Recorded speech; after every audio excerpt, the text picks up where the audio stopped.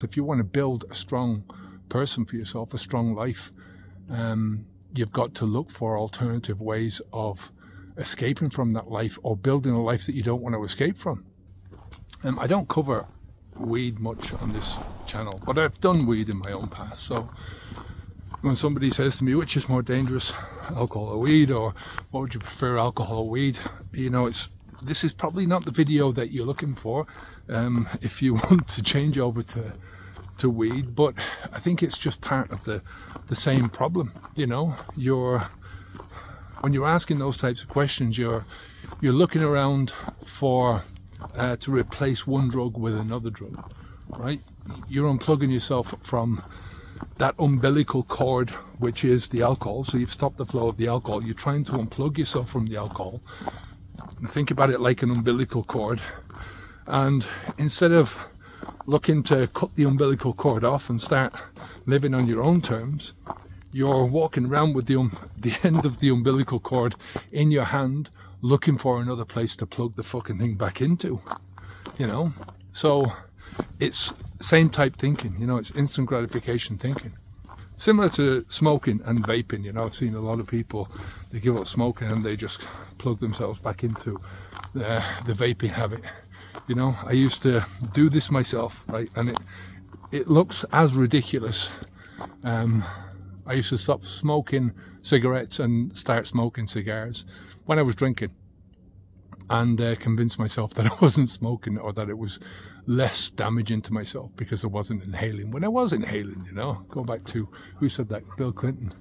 You know, it's just going and vaping and thinking that you're dealing with the problem is just bullshit, because you know, there's no evidence that the vaping is good for you, by the way, or that it's any less harmful for you.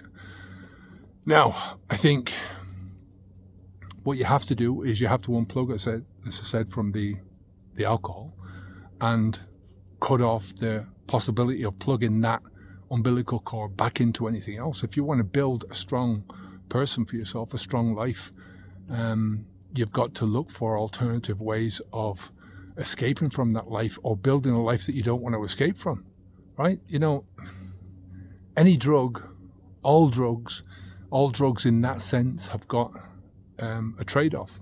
You know, the biggest trade-offs are time and energy. And think about this in terms of the practicalities. You know, we've only got so much time in life. The older you get, I mean, and most of the people that are listening to these videos, let's face it, are towards at least the second half of their lives. You know, if you're younger than that and you've got families, think practically what you could be doing with that time and energy other than trying to escape. You know, the same with the idea. Think about the idea of using a substance to escape. That's got a massive trade-off. Just that idea alone. You know, the idea that your life is shit and your life is something that you want to escape from, that is built from that mentality of instant gratification, because you're gratifying yourself in the moment and you're not pushing that outwards. You know, even though you might think you're doing it, the more you gratify yourself in the instant, you gratify those desires in the instant, then the more you have to, the more work you've got to do, the more you slip down this greasy slope. And the idea that you don't have the means to push your life in the opposite direction, this is something that we, self-efficacy, that you don't have the tools to do that.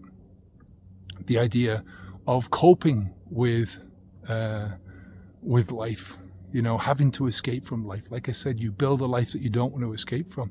You build a life where you don't get healthier coping mechanisms. That's the beginning, right? That's what we go through in the first month or 2 months, the coping mechanisms. But then you move on to developing yourself, to thriving in life, and that requires a completely different set of mindsets, a different set of thoughts, a different set of actions, right? Shouldn't that be the goal in your life? To make the most out of it, to live the best life that you can possibly live, to thrive, right? Overall, right? It's not saying that you can't gratify yourself in the moment, that you can't use the moment to reward yourself or to be happy or to do things that are you know, to eat good food, for instance, or come out on a beautiful day like this, a beautiful crisp day, and go for a walk. Doesn't mean any of that stuff, but it means that in general you're moving towards bigger, better things in your life. Take care of yourself. I'll speak to you again soon. If you need help, habitsb2.com. Don't forget. Take care.